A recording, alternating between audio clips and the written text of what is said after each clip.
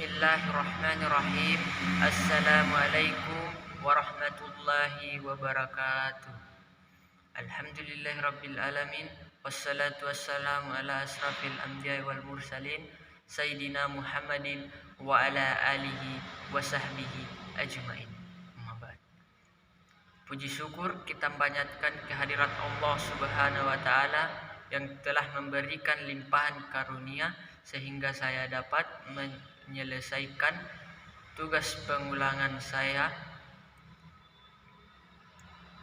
Salam dan salawat tak lupa pula kita curahkan kepada baginda Nabi besar Nabi Muhammad sallallahu alaihi wasallam yang telah membawa kita dari alam yang gelap gulita menuju alam yang terang menderang seperti sekarang ini. Baik, langsung saja. Pada pembahasan kali ini saya akan menjelaskan tentang asbabul wurud. Adapun pengertian asbabul wurud berasal dari kalimat bahasa Arab, yaitu sababun, yang bermakna sebab atau kronologi terjadinya sesuatu, dan wurud bermakna datang. Maka dapat diartikan bahwa asbabul wurud secara bahasa adalah kronologi terjadinya sesuatu. Menurut istilah, asbabul wurud adalah salah satu ilmu yang menjelaskan tentang keadaan sosial yang terjadi pada saat hadis itu disampaikan. Asbabul wurud menjadi salah satu bukti bahwa keadaan sosial itu mempengaruhi konteks munculnya sebuah hadis, karena sebagian arti dari asbabul wurud adalah perkara yang membatasi makna dari suatu hadis.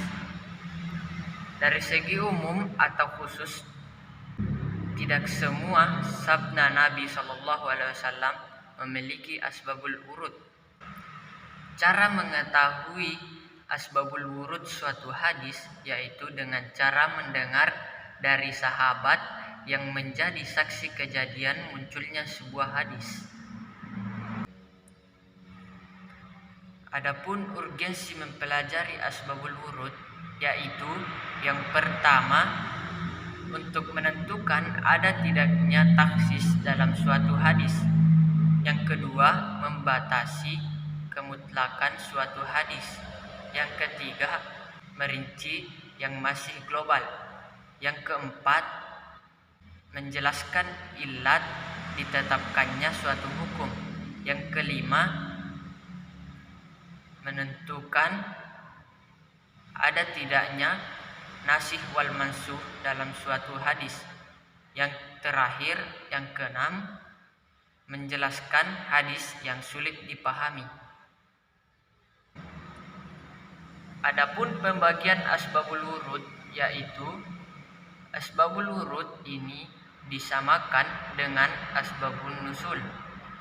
Dilihat dari segi sebab-sebab muncul atau lahirnya, para ahli hadis membagi hadis kepada dua bagian, yaitu hadis-hadis yang memiliki asbabul wurud dan hadis-hadis yang tidak memiliki asbabul wurud.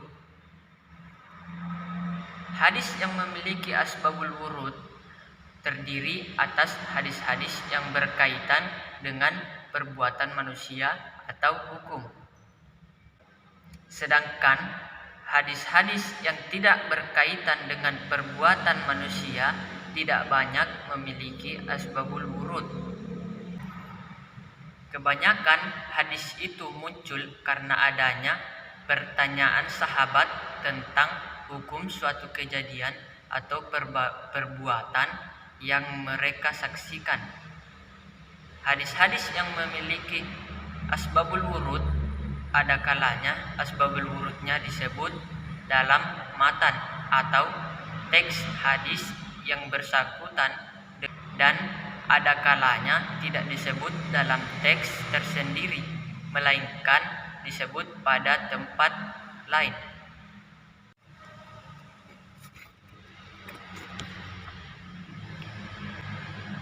Contoh asbabul wurud yang disebut bersama dengan matan hadis yang bersangkutan ialah sebagai berikut.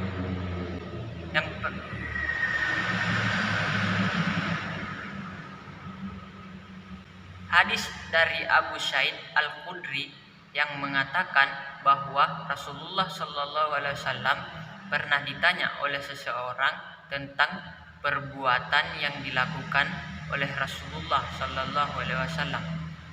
Apakah engkau mengambil air wudhu dari sumur budha'a, yakni sumur yang ke dalamnya dibuang darah, daging anjing, dan barang-barang busuk? Rasulullah Shallallahu Alaihi Wasallam bersabda, air itu suci, tidak ada sesuatu yang menjadikan najis. Hadis riwayat Abu Daud.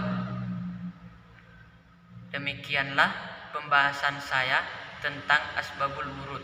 Lebih dan kurangnya mohon dimaafkan. Wabillahi taufik wal hidayah. Wassalamualaikum warahmatullahi wabarakatuh.